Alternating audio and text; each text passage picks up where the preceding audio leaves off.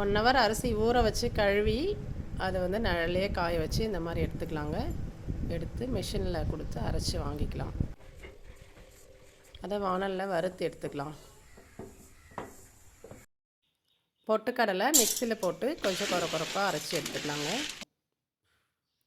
வேர்க்கடலை லைட்டாக வறுத்துட்டு அதையும் கொரப்பாக அரைச்சிக்கலாங்க. அது கிளிப்பிங்ஸ் எடுக்க மறந்துட்டேன்.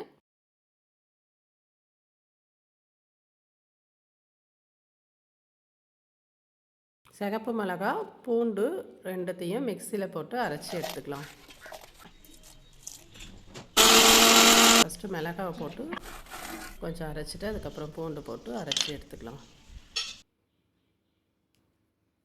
கொஞ்சம் கொரப்பாக இருக்கணுங்க, இப்போ தான் நல்லாயிருக்கும். கடலைப்பருப்பு 1 மணி நேரம் நல்லா ஊற வச்சு எடுத்துக்கலாங்க. கருவேப்பிலை வேணும்.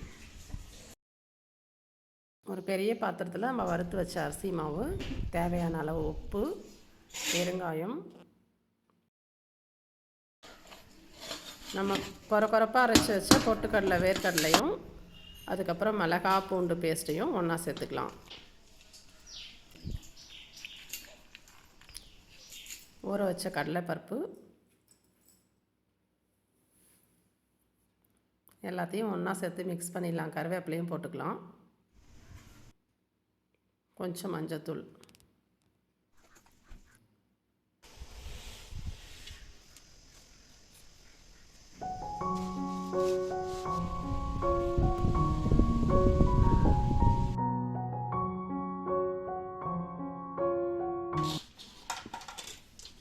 நம்ம வேறு ஒரு பாத்திரத்தில் கொஞ்சம் மாவு மட்டும் போட்டுக்கலாம். சூடான எண்ணெயை அதில் கொஞ்சமாக விட்டுக்கலாம். இந்த இடத்துல நீங்கள் உருக்குன வெண்ணெய் கூட சேர்த்துக்கலாம். இது எல்லாம் நல்லா ஒன்றா கலந்துட்டு தண்ணி கொஞ்சம் கொஞ்சமாக விட்டு நல்லா பதமாக பிசைஞ்சு எடுத்துக்கலாம். நல்லா கையில் அழுத்தம் கொடுத்து நல்லா எல்லாம் ஒன்று சேர நல்லா பிசைஞ்சிக்கலாங்க.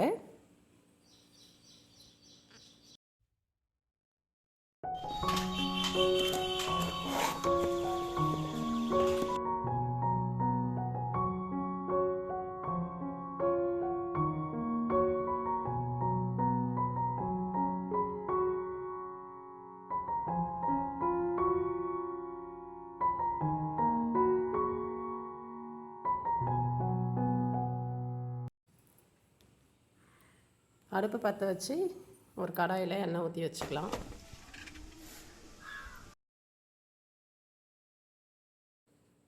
இப்போ எண்ணெய் நல்லா காயட்டோங்க. அதுக்குள்ளே நாம் உருட்டிட்டு தட்டி எடுத்துக்கலாம். எல்லாமே தட்டி ஒரு கிளாத்தில் போட்டு வச்சுக்கலாம்.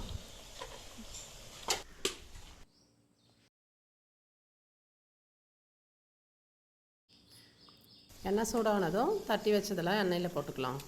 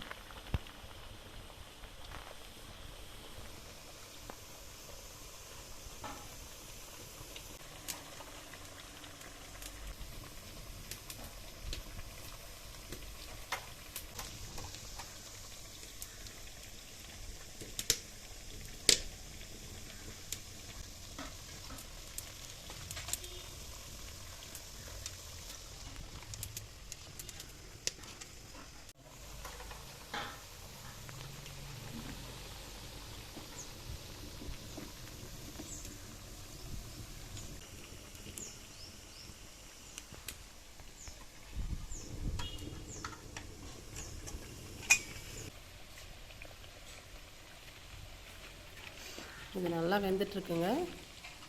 இது நல்லா வெந்ததும் சவுண்டெல்லாம் அடங்கிடும். அதுக்கப்புறம் நம்ம எடுத்துக்கலாம். ஒரு பேட்சாக இதே மாதிரி நம்ம பொரித்து எடுத்துக்கலாங்க எல்லாமே.